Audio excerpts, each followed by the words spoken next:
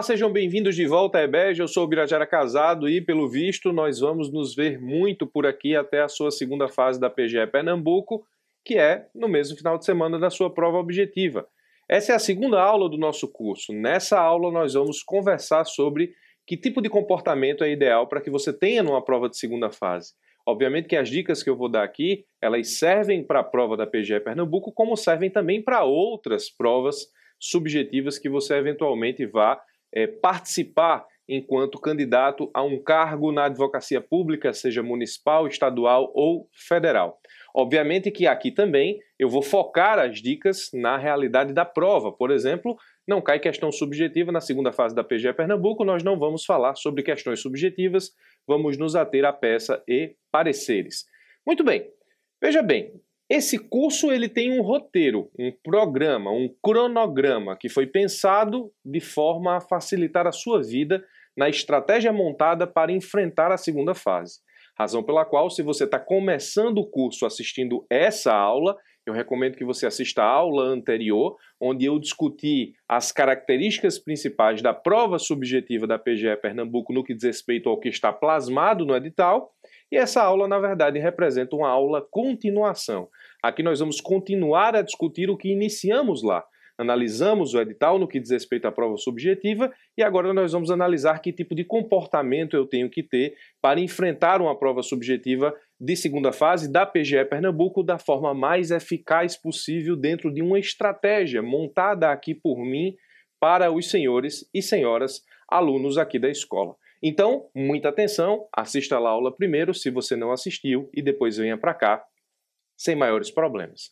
Muito bem, que tipo de comportamento eu tenho que ter em provas subjetivas? Antes de tudo, antes de analisarmos a prova subjetiva e estratégia, eu preciso entender qual a importância, o que representa essa prova subjetiva nos concursos da advocacia pública. Bom, os concursos da advocacia pública, com certeza, terão inevitavelmente duas etapas, pelo menos. Provas objetivas, provas subjetivas. As provas objetivas requerem uma estratégia específica, as provas subjetivas também requerem uma estratégia específica, que obviamente é diferente da estratégia das provas objetivas. Muito bem. O que representa essa segunda fase? Bom, eu costumo dizer aqui nos cursos da escola que a segunda fase dos concursos da advocacia pública representa o momento mais importante do concurso, porque é aqui, neste momento, que você vai ter condições de mostrar para o seu examinador por que você quer ser advogado público. Não se enganem, os examinadores eles percebem nas correções subjetivas as pessoas que têm o que eu chamo de cabeça de advogado público, verve da advocacia pública, as pessoas que são advogados públicos ou advogadas públicas, neste caso, antes mesmo de assumirem o cargo.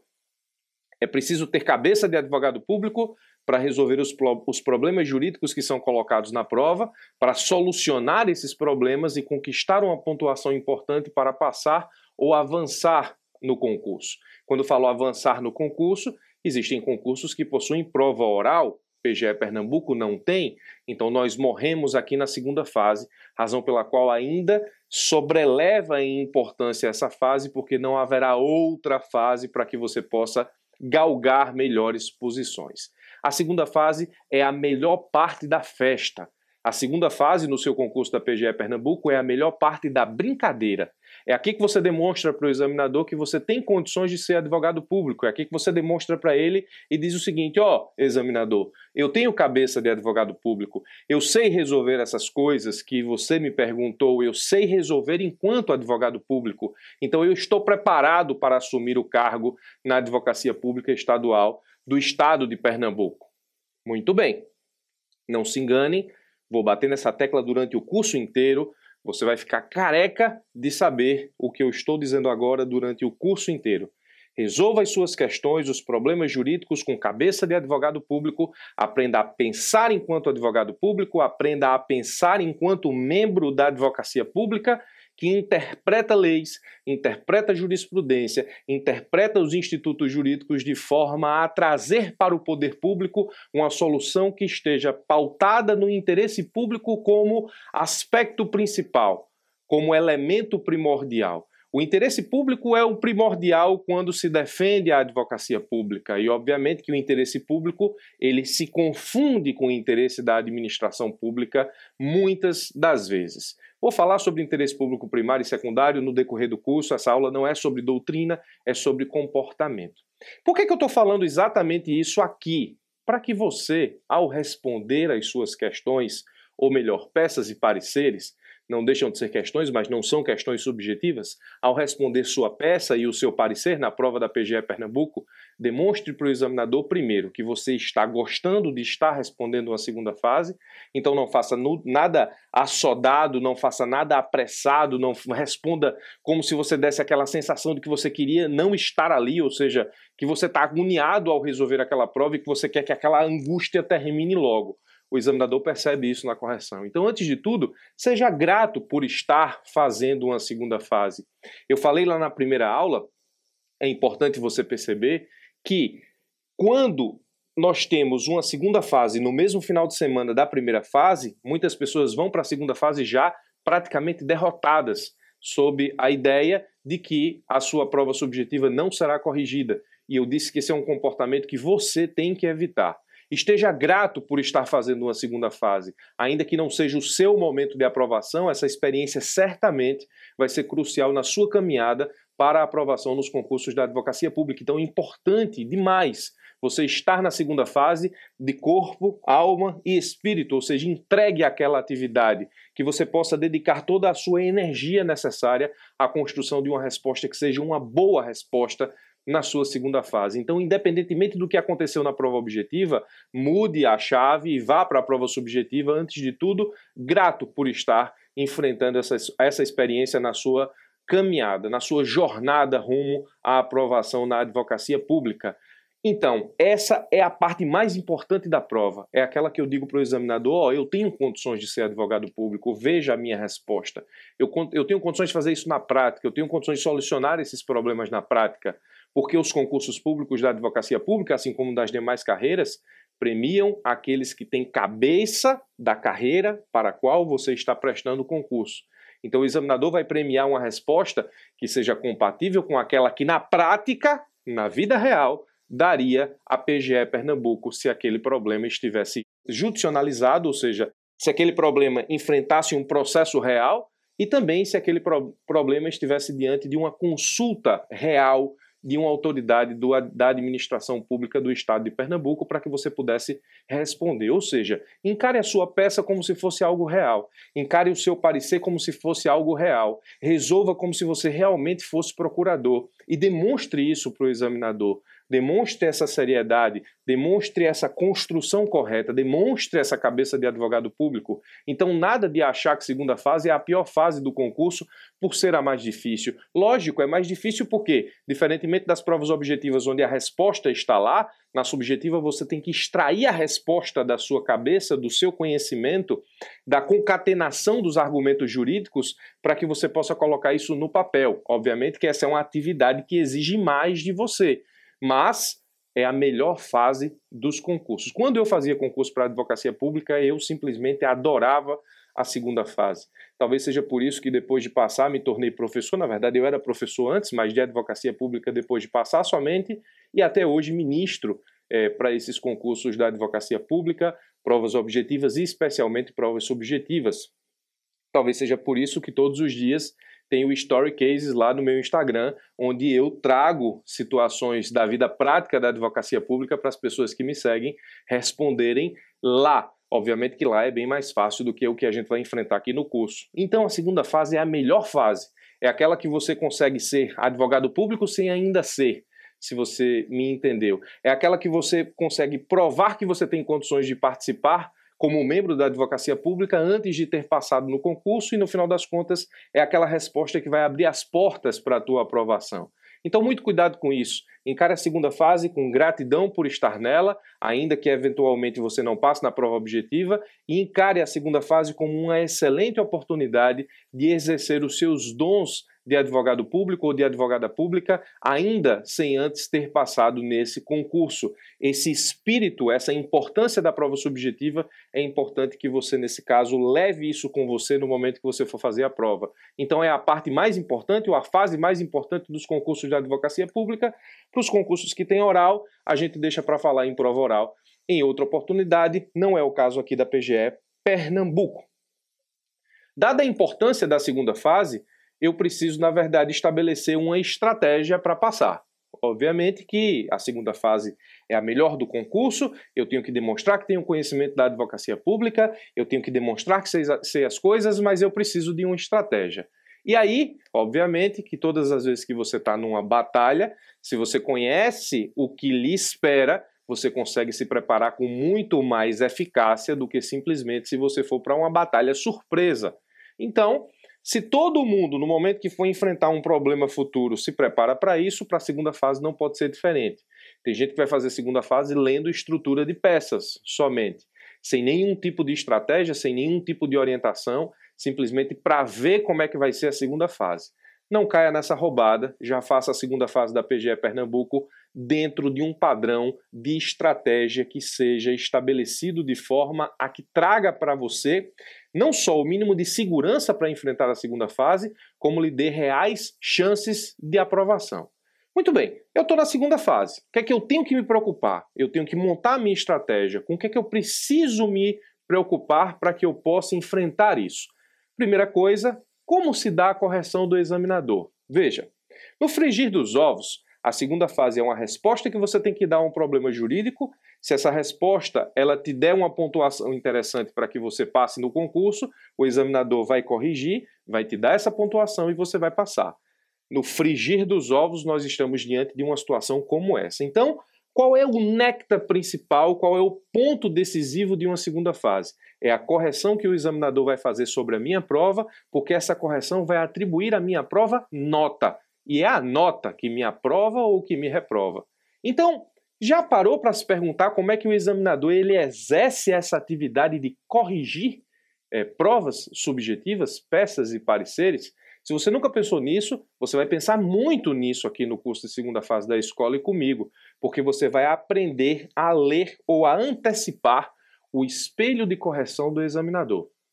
O que é o espelho de correção do examinador? A prova é subjetiva. Sim, é subjetiva porque ela carrega um caráter de subjetividade muito grande, porque cada pessoa vai ter que colocar no papel o que ela entende como sendo resposta adequada àquilo que foi perguntado. Por isso, prova subjetiva e não prova objetiva, porque objetivamente a resposta está lá dentro das situações apresentadas pelo examinador nos itens da prova, ou se for CESP certo ou errado, é para você julgar se está certo ou errado, mas a resposta de alguma forma na objetiva está lá. Na subjetiva não, você extrai a resposta do seu conhecimento, da sua subjetividade, do conhecimento que você carrega tanto dos institutos jurídicos quanto da concatenação desses institutos para resolver esses problemas. Ora, a prova é subjetiva, mas a correção não é subjetiva.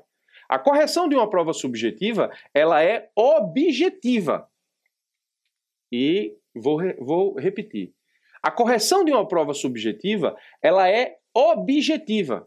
E por que a correção de uma prova subjetiva, ela é objetiva? O que permite que isso aconteça é o espelho de correção. O que é o espelho de correção? Todas as vezes que o examinador constrói uma pergunta, um questionamento subjetivo, uma peça ou um parecer, ele constrói de forma acessória o que ele espera como resposta. O que ele espera como resposta é um espelho de correção. Se se trata de parecer, espelho do parecer. Se se trata de peça, espelho de peça. Se se trata de questão subjetiva, espelho de questão subjetiva. Esse espelho é, na verdade, uma estrutura que o examinador espera encontrar na sua resposta. Sobre estrutura eu vou falar um pouco mais na frente. Mas esse espelho carrega aquilo que o examinador quer encontrar na sua resposta.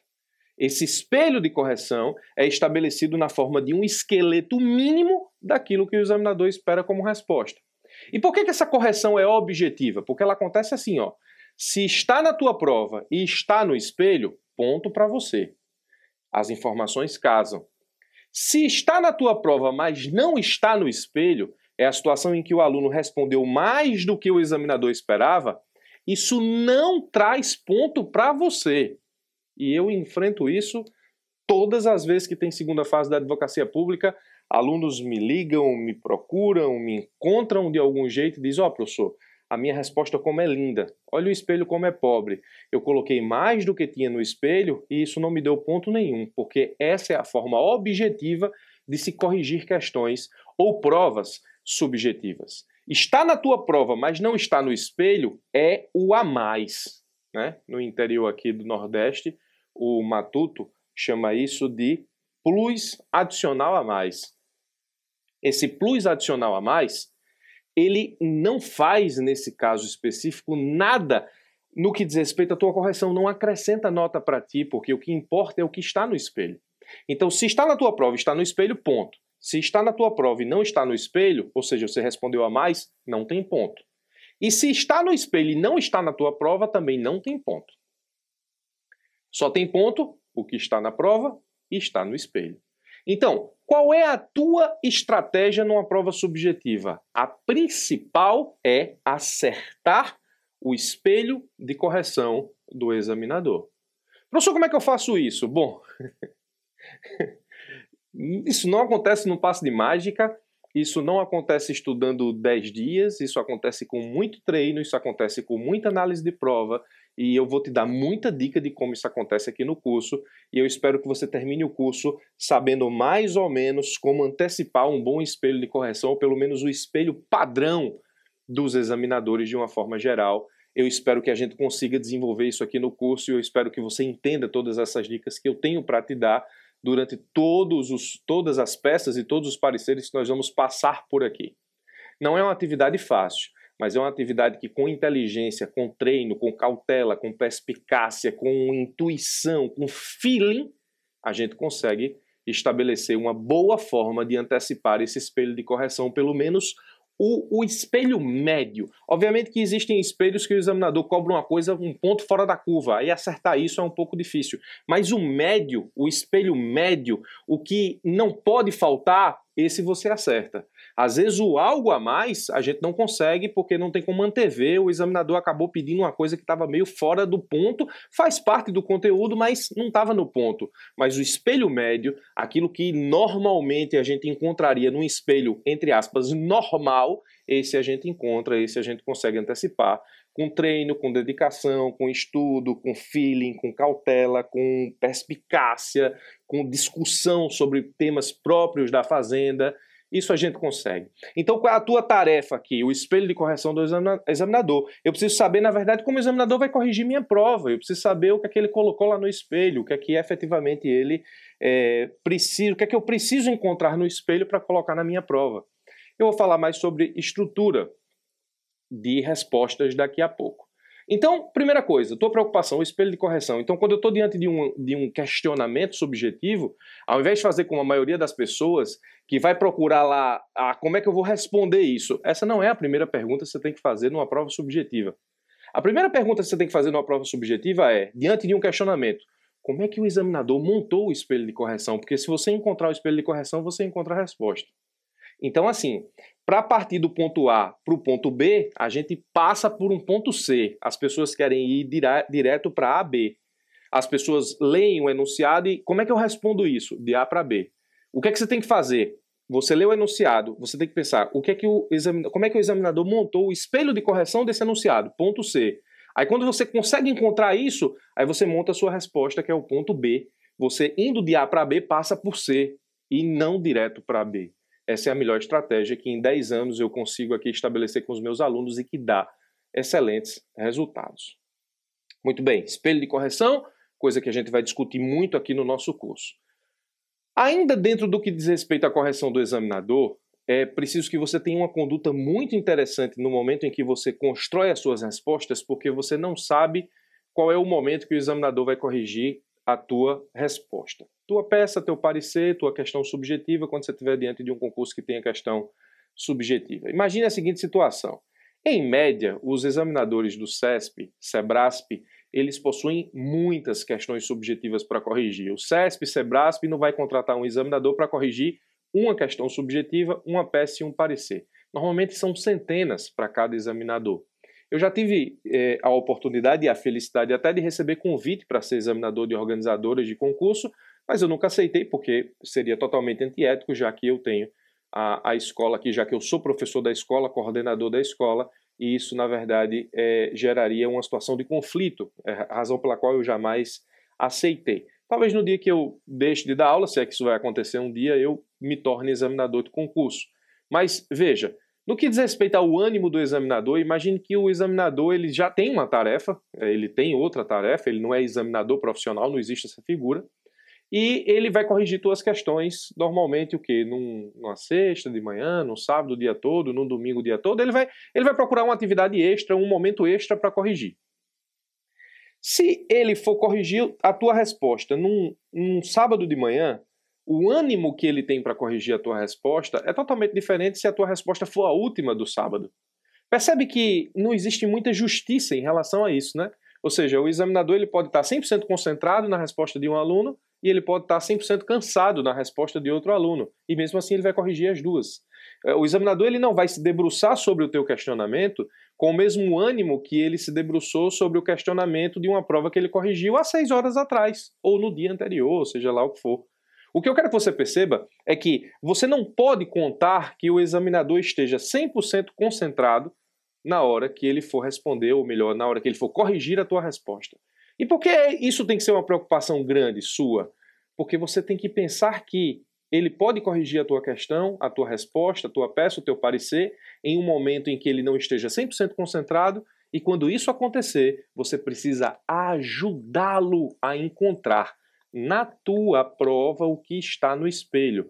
Nós vamos falar sobre como você ajuda o examinador ainda um pouco nessa aula e principalmente no decorrer de todo o nosso curso. Preste atenção. Ajudar o examinador a encontrar na tua resposta o espelho de correção é crucial. Vou falar sobre isso também um pouco mais na frente.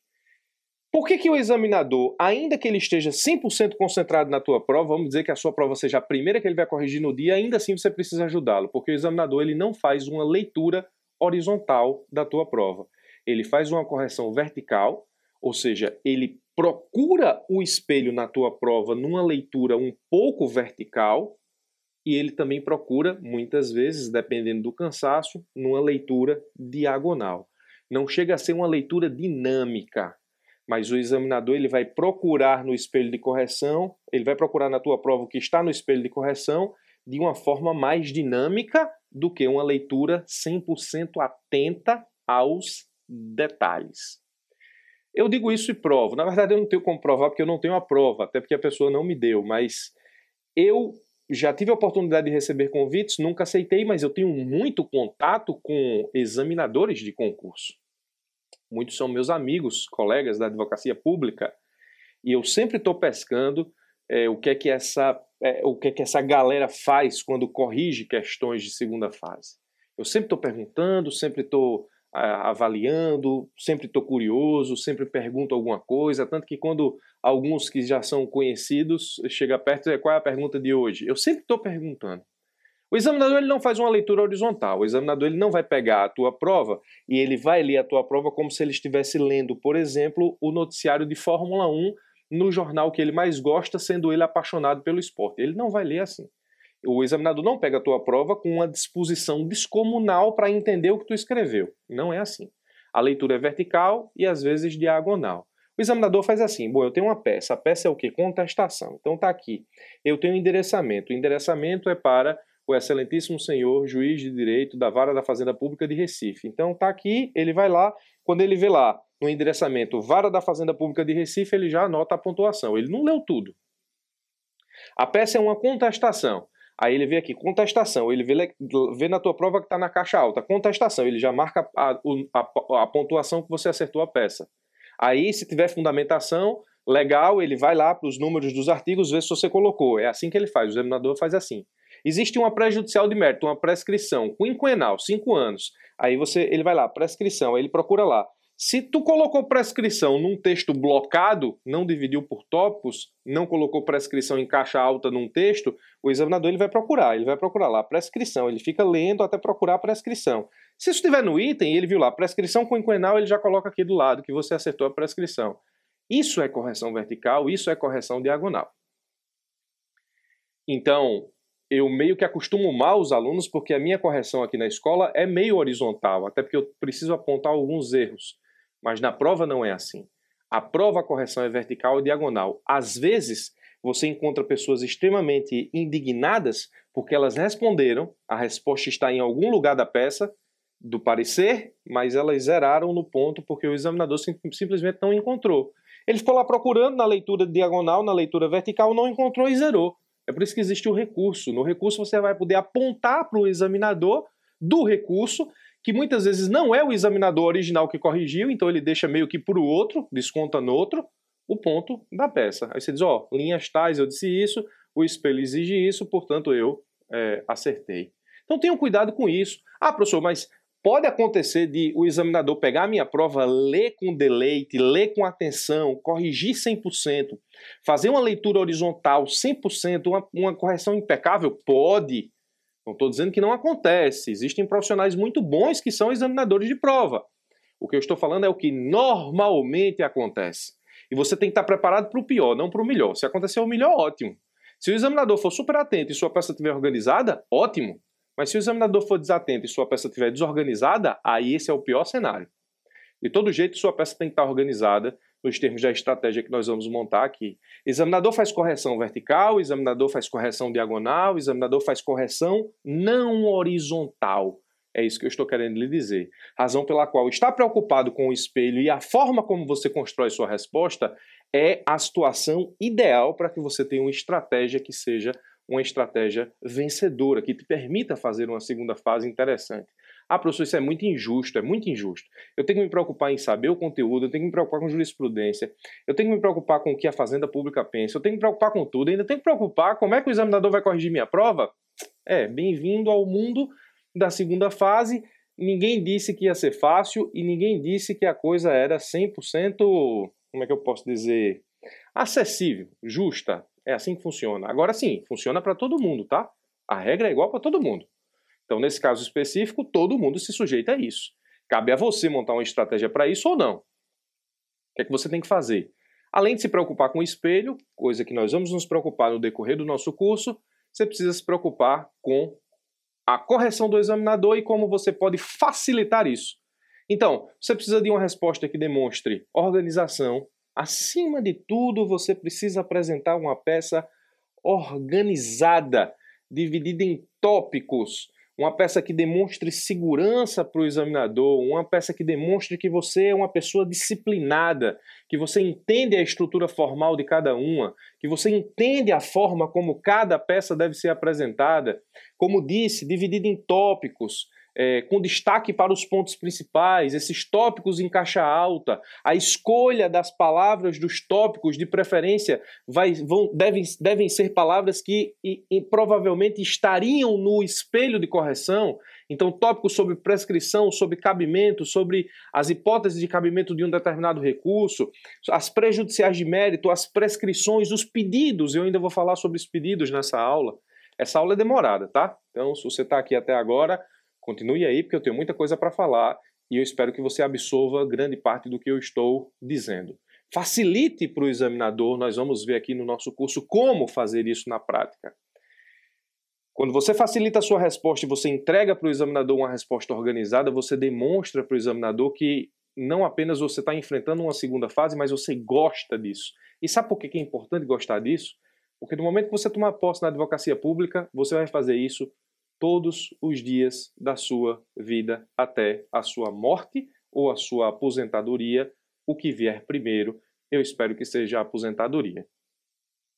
Se você demonstra para o examinador que você não gosta de prova subjetiva, você não gosta da advocacia pública e do exercício da advocacia pública, porque é o que você vai fazer todo dia. Ah, professor, mas calma, o senhor constrói suas peças com um código comentado do lado, com a internet e o Google lá à disposição, com todas as leis à sua disposição, podendo pesquisar jurisprudência. Sim, verdade, verdade. É um pouco diferente, mas a essência é a mesma, resolver o problema jurídico que a administração pública, a fazenda pública está enfrentando, seja numa atividade consultiva, seja numa atividade contenciosa. A essência é a mesma.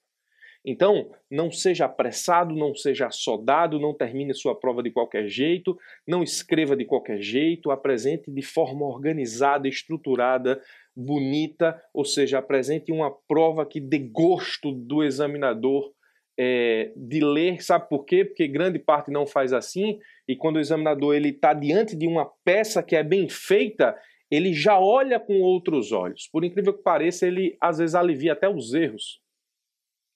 E quando eu disse que o examinador faz uma correção vertical e diagonal, a partir do espelho de correção, e disse que ia aprovar, eu acabei não falando um exemplo que eu vou falar agora. Eu tive um aluno na prova oral da PFN, ele foi meu aluno na segunda fase também, mas ele me confidenciou isso na prova oral que nós fizemos no curso presencial de prova oral para a Procuradoria da Fazenda Nacional, e ele me confidenciou o seguinte, ele disse assim: professor, sabe aquela história que você fala de correção vertical, correção diagonal, é daquele jeito mesmo. Aí eu disse, é mesmo?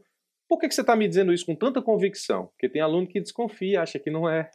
E aí eu perguntei de onde vinha a convicção dele. Ele disse, professor, vou lhe dizer. Na prova da PFN tinha uma questão subjetiva lá que dizia o seguinte, que perguntava alguma coisa e a resposta estava, digamos, na súmula 35 do STF. Eu estou citando tudo hipoteticamente para que você entenda a essência. A resposta estava na súmula 35 do Supremo Tribunal Federal. E aí o examinador fez a pergunta. Aí, com base no que ele fez a pergunta, eu fui pesquisar na legislação. Quando eu fui pesquisar na legislação, tinha lá, súmula 35. Só fazia remissão à súmula, mas obviamente não tinha o texto da súmula, porque tendo o texto da súmula é um material que não pode ser consultado. Então ele pensou, o aluno, bom, é capaz da resposta dessa questão ser justamente o que está dizendo a súmula.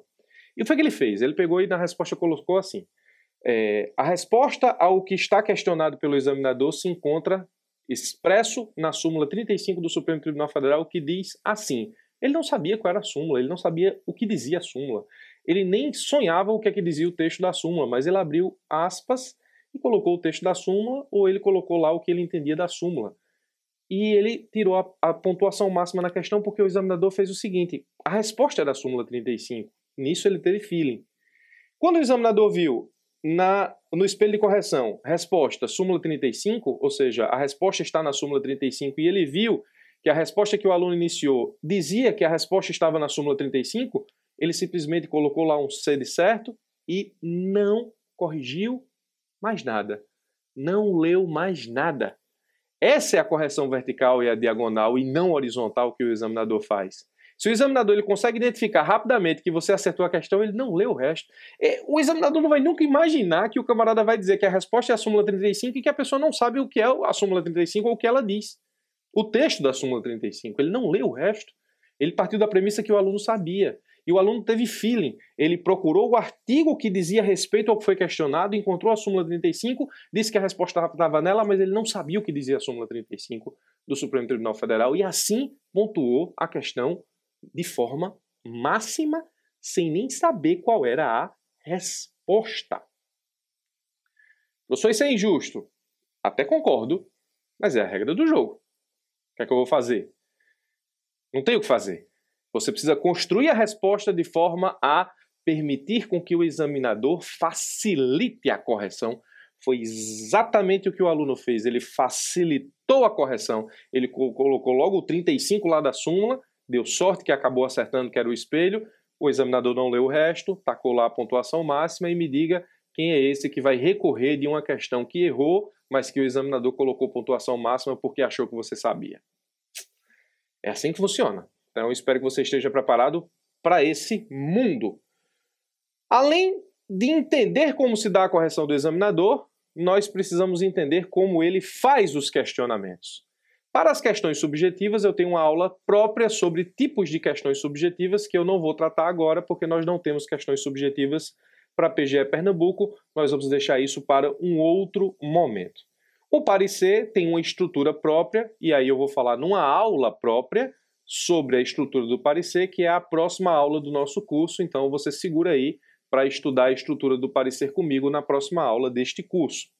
No que diz respeito às peças, nós temos algumas preocupações e essas preocupações partem da análise da estrutura dessa peça e aí é o ponto crucial.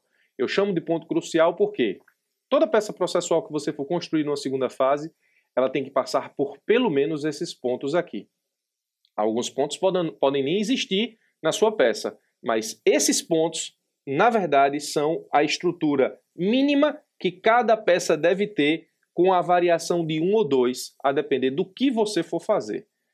Toda peça processual, seja ela, nesse caso específico, uma petição inicial de mandado de segurança, seja, nesse caso, uma petição inicial de uma ação civil pública, seja uma contestação, ela vai passar por uma estrutura mínima que eu coloco para você aqui, que vai ser uma preocupação sua, um ponto crucial durante todo o curso.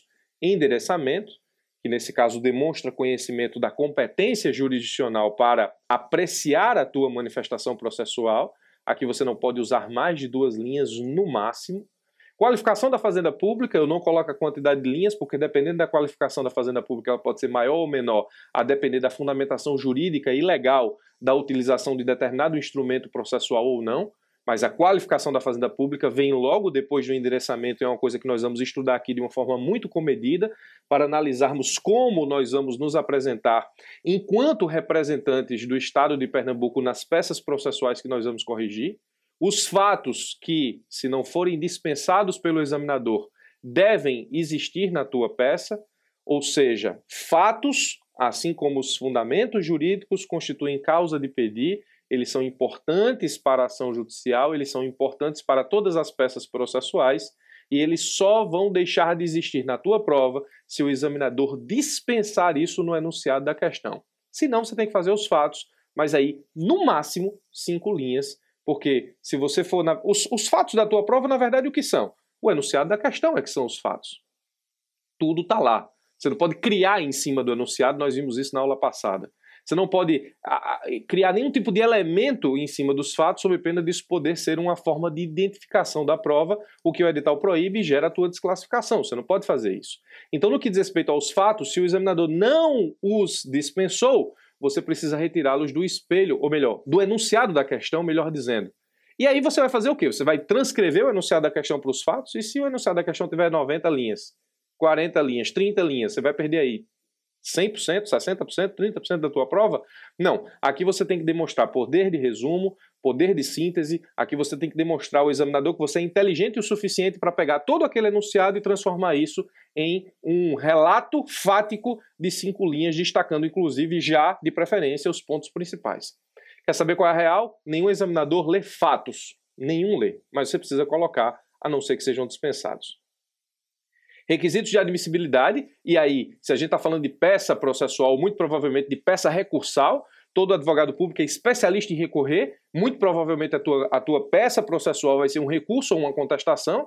A contestação é clássica e os recursos são variados, inúmeros que podem acontecer, além das petições iniciais, os requisitos de admissibilidade, por exemplo, se você for fazer um inicial de ação civil pública, você precisa demonstrar que cabe a ACP. Se você for fazer um inicial de mandato de segurança, você precisa demonstrar que cabe o mandato de segurança. Se você for fazer um inicial de ação rescisória, você precisa demonstrar que cabe a ação rescisória. Então, requisito de admissibilidade recursal ou de admissibilidade da peça processual ou do instrumento processual que você está manejando, vai ter em toda peça. Você precisa deixar isso muito claro. Quando se trata de recurso, esses requisitos de admissibilidade aqui, eles podem ser trabalhados em tópicos.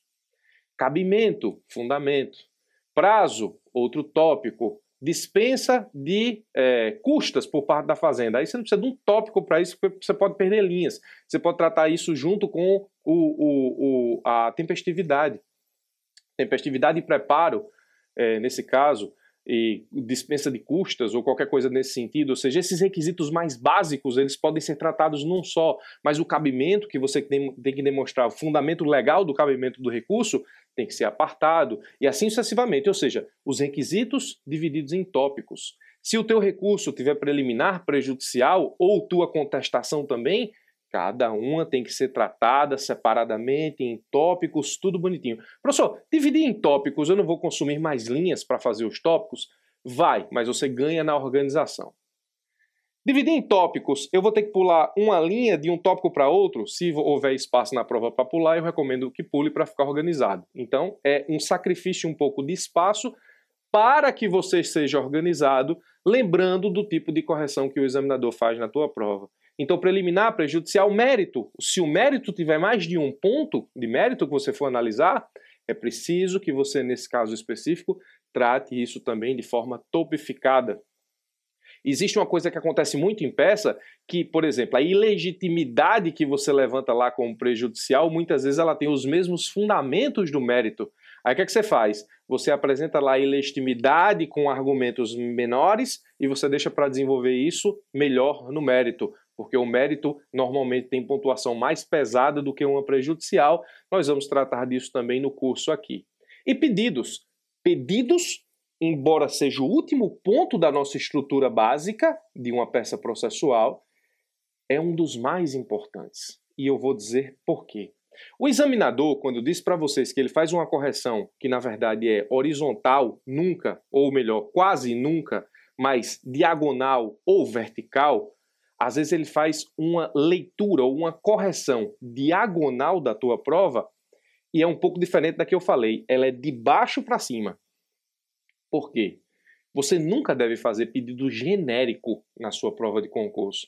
Diante da fundamentação acima, requer, portanto, seja recebida a presente contestação e julgado improcedente os pedidos autorais. Se na prática você pode até fazer isso, o que eu não recomendo, não gosto até, e, enfim, você pode fazer, na peça processual do teu concurso, nunca.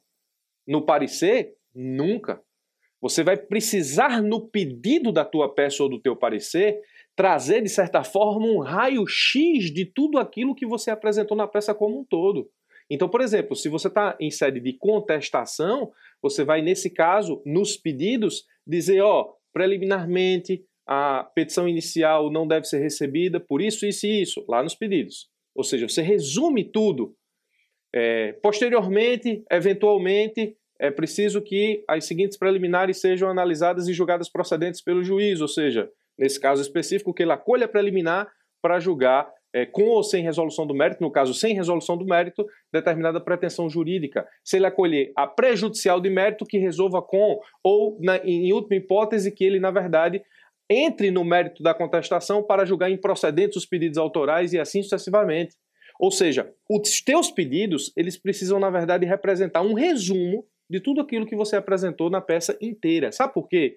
O examinador, muitas vezes, ele pode pegar o teu pedido como ponto de correção inicial. Ora, veja bem, se no espelho de correção do examinador tem lá uma prejudicial de mérito, 2 preliminares, 3 pontos de mérito, aí o que é que ele vai fazer? Ele vai para os pedidos. Se tiver tudo lá organizado, se as 2 preliminares que você tem que levantar, você colocou no pedido, é porque você levantou na peça. Se tem a prejudicial de mérito no pedido, é porque você levantou na peça. Se os pontos de mérito que você chamou a atenção aqui no pedido para que seja julgado improcedente a pretensão autoral do autor no caso de contestação está no teu pedido, é porque você levantou na peça. Se ele encontrar o espelho de correção no teu pedido, ele não vai ler nem tua peça. Por incrível que pareça. É assim que funciona. Então, os seus pedidos precisam, na verdade, serem apresentados de uma forma muito detalhada. Obviamente que você não vai repetir a peça toda no pedido, tem que ter poder de síntese, mas de certa forma, apresentar tudo o que foi apresentado na peça resumido nos pedidos. Facilita para o examinador, lembrem da estratégia, facilitar a correção para o examinador, facilitar a correção para o examinador, tatue no braço, facilitar a correção para o examinador e assim sucessivamente. Então, os teus pedidos precisam ser muito bem postos. Aí sabe qual é o problema? Você começa a fazer a peça sem nenhum tipo de estrutura prévia, aí chega nos pedidos, sobrou 3 linhas. Você vai fazer o quê? Pedido genérico. Dançou. Se o examinador começar de baixo para cima, ele já diz, desorganizado. Como é que faz um pedido genérico numa prova de segunda fase? Não pode? Não deve, pelo menos. Presta atenção nisso, porque essa é uma dica crucial. Quando você montar a estrutura da tua peça, você já vai ter mais ou menos ideia de quantas linhas você vai gastar para cada uma dessa estrutura aí, cada um dos pontos da estrutura. E aí você deixa uma margem de segurança para os pedidos, porque aí você, na verdade, pode apresentar esses pedidos de forma organizada, pensando nessa leitura diagonal da prova de baixo para cima. Muito bem. Linhas. Professor, as linhas. Como é que eu me preocupo especificamente com a quantidade de linhas ou como é que eu me preocupo especificamente com as linhas do meu concurso? Eu devo pular linhas entre um tópico e outro? Eu recomendo, a não ser que na estrutura que você fez da sua resposta, ela tenha ficado muito arrochada, de forma que pular linhas, ou seja, digamos, se você vai apresentar uma contestação, um recurso com muitos tópicos. Se você tem 15 tópicos para apresentar na sua peça, pode ser que aconteça, a peça pode ser complicada, você teria 15 linhas aí pulando de um tópico para outro, ou pelo menos 14 entre um primeiro tópico e o último. Você perderia aí 14 linhas de um total de 90 pulando por conta dos tópicos. Quando for assim, eu não recomendo. Mas quando os tópicos não forem tão avantajados em relação ao seu número, eu recomendo que você pule sim uma linha de um tópico para o outro para que a coisa fique melhor organizada para o examinador. De todo modo, se você não conseguir pular linhas, quando você abrir o tópico, coloque em caixa alta, não tem problema nenhum, para chamar a atenção para aquele tópico, para chamar a atenção do examinador para aquele tópico, tá? Então, essa questão de tópico é importante porque o examinador ele não gosta daquele texto blocado, ou seja, imagine, você pega uma peça processual onde você tem o endereçamento, onde você tem, além do endereçamento, a qualificação da fazenda pública. Depois da qualificação da fazenda pública, você vai ter aí, no caso, especificamente, a apresentação de prejudiciais, preliminares, mérito e pedido. Aí imagine que você bota tudo num texto blocado, preliminar, prejudicial, mérito, tudo num bloco só, jogada todas as informações lá dentro para o examinador ter que retirar tudo na leitura que ele não faz horizontal. Não vai dar certo. E é o que a maioria das pessoas faz. Não recomendo. Recomendo que seja topificado, organizado. Você pode pular linhas ou não, a depender da estrutura. Todas essas questões mais minuciosas nós vamos estudar aqui no curso peça a peça, tá? Mas o texto blocado cansa o examinador, ele vai de encontro ao que nós estamos estabelecendo aqui como uma resposta que deva, nesse caso, apresentar uma forma de facilitar a correção e não o contrário. Muito bem, tempo. Tempo de prova. Outra situação importante. Aqui eu não tenho outra coisa para dizer o seguinte: tempo é questão de treino. Tempo de prova se assemelha muito à atividade física. Tempo de maratona, eu vou melhorar treinando. Tempo para malhar, eu vou melhorar treinando. Tempo para me aperfeiçoar no esporte, eu vou melhorar treinando. Não tem jeito. Aqui é treino e mais treino. Quanto melhor você treinar aquela estrutura de resposta de questão, ou de peça e de parecer, melhor vai ser o tempo, ou mais eficaz vai ser o tempo utilizado para transformar aquilo numa resposta no caderno definitivo. Aquela estrutura que eu apresentei tem que ser a sua preocupação principal, ou seja, por exemplo, quando você está diante de uma questão, ou peça, ou parecer de prova subjetiva, antes de você sair escrevendo a resposta, você monta a estrutura. Aí você monta competência ou encaminhamento. De quem é a competência? Aí você analisa qual seria a quantidade de linhas que você utilizaria para aquilo. Depois, qualificação da fazenda. Aí o Estado de Pernambuco, representado pelo procurador ao final subscrito, nos termos da, e coloca todo o fundamento legal que a gente vai ver aqui no curso. Aí você diz, é uma contestação? A qualificação é menor. É um mandato de segurança? É maior. É uma ação civil pública, eu vou ter que citar várias leis de fundamento, é um pouco maior. Aí você já imagina a quantidade de linhas. Você monta o esqueleto no caderno de rascunho. Sabe para que serve o caderno de rascunho da sua prova? Não é para você rascunhar a prova, não. Porque você não tem como rascunhar a prova para passar limpo. Isso a gente fazia no segundo grau, não dá tempo não, prova de concurso, isso não. O seu caderno de rascunho serve para você montar essa estrutura. Você monta a estrutura, o bloco da estrutura. Eu monto a estrutura e eu engordo essa estrutura na minha resposta definitiva. Não é para rascunhar e passar limpo, isso não vai dar tempo. Eu não conheço quem faça isso de forma eficaz. Agora, o tempo que eu dedico para fazer a prova, o tempo que eu dedico para fazer com que a prova ela seja respondida dentro do cronograma estabelecido no edital e que eu possa responder tudo e sair de lá com a sensação de dever cumprido, não tem saída, é treino. Treino. Eu tenho um aluno aqui na escola que faz todos os cursos de segunda fase que eu lanço. Tem mais de 10 alunos, ora 10, tem muita gente assim aqui. Eu lanço o curso de segunda fase para PGM e alguma coisa, o cara vem e faz. Ele quer advocacia pública, ele quer AGU, mas ele vem e faz, porque ele quer treinar. Treino. Eu tenho várias pessoas lá no Story Cases que não perdem uma, responde tudo. Treino. Eu tenho um aluno que estuda para PGE São Paulo. Eu lancei ano passado o curso de segunda fase da PGF. Ele faz, ele treina, ele quer treino, ele quer treinar, ele quer questão para treinar. Treino, treino, treino. E eu não estou dizendo isso para você fazer curso aqui na escola, não. Você pode treinar com livros, você pode treinar com as provas da segunda fase, você pode pegar 10 provas de segunda fase da organizadora que vai organizar o seu concurso e você pode treinar com isso. Você não precisa comprar curso para treinar. Obviamente que se você treinar de forma orientada, a tendência é que isso seja mais eficaz. Mas você pode treinar de qualquer jeito, mas você tem que treinar. É isso, treino. Para melhorar, como estruturar isso, você pega a estrutura mais rápido, você vai conhecendo isso mais rápido, você leva menos tempo para montar a estrutura e automaticamente você leva menos tempo para passar isso para uma resposta definitiva. Tempo é treino. Letra legível. Aqui algumas dicas que são importantes para a sua prova. Primeiro, o que é legível para você pode não ser legível para o seu examinador. Professor, eu entendo a minha letra, o examinador pode não entender. Como o examinador faz aquela leitura vertical diagonal da tua prova, ele não vai ficar atrás de decifrar algum hieroglifo que esteja na frente dele. Ele não vai. Ele vai procurar o espelho de correção na questão, na tua resposta. Se ele encontrar, muito bem. Se ele conseguir entender, muito bem. Se ele não, ele vai zerar ou ele vai dar uma pontuação muito baixa e ele vai pensar assim, bom, se esse rapaz ou essa moça, que eu não sei quem quiser que alguém entenda a letra dele, que ele recorra dessa correção. Eu não vou ficar perdendo meu tempo aqui. Se o examinador ele leva, sei lá, basicamente o quê? 7 minutos para corrigir cada situação dessa, cada peça, cada parecer, ele não vai passar 30 descobrindo, tentando descobrir o que você escreveu, não. Não se engane que ele não vai, não, tá? Então, o que é legível para você pode não ser legível para o seu examinador. Então, qual é a situação ideal para saber se o que você escreve é legível ou não?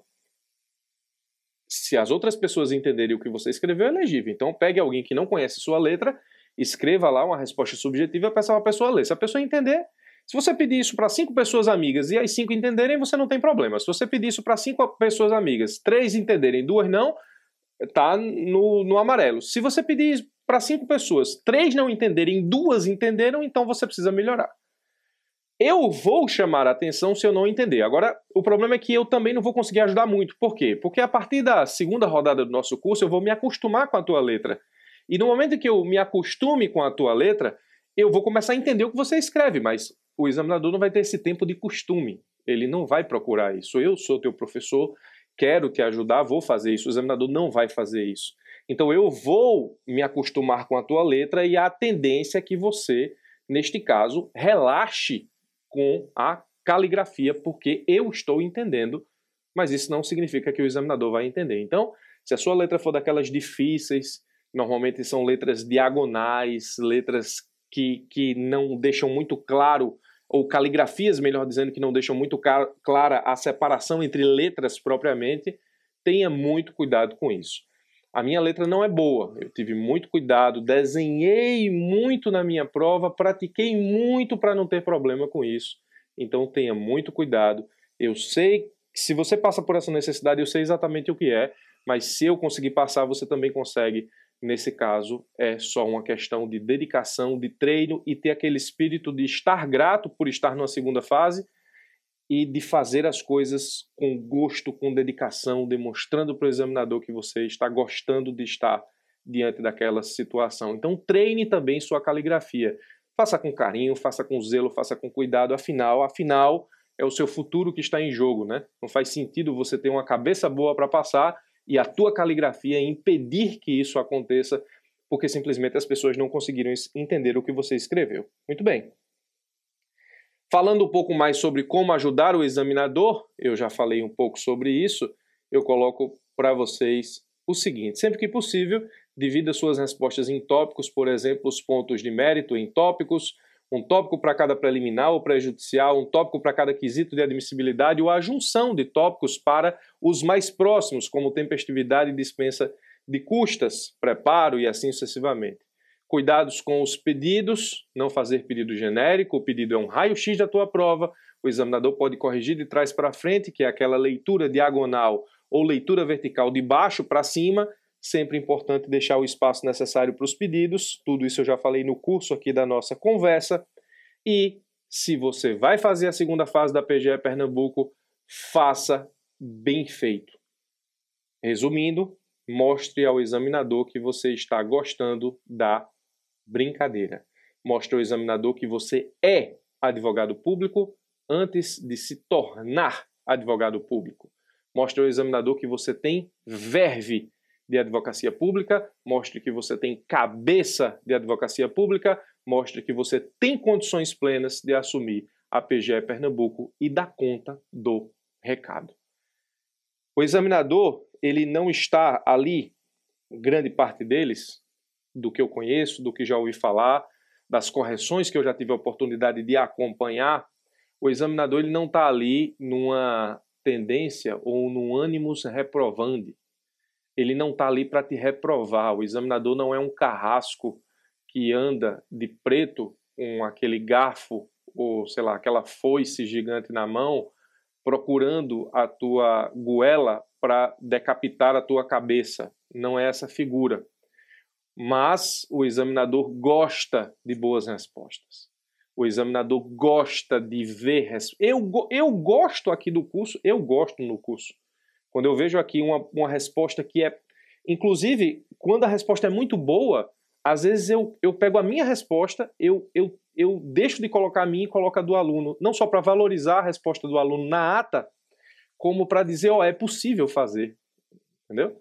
Às vezes tem uma resposta muito boa que eu tiro a minha e boto a do aluno como sendo a padrão, fazendo algumas observações, chamando a atenção para uma coisa ou outra, colocando de vermelho. Eu gosto, no curso eu gosto.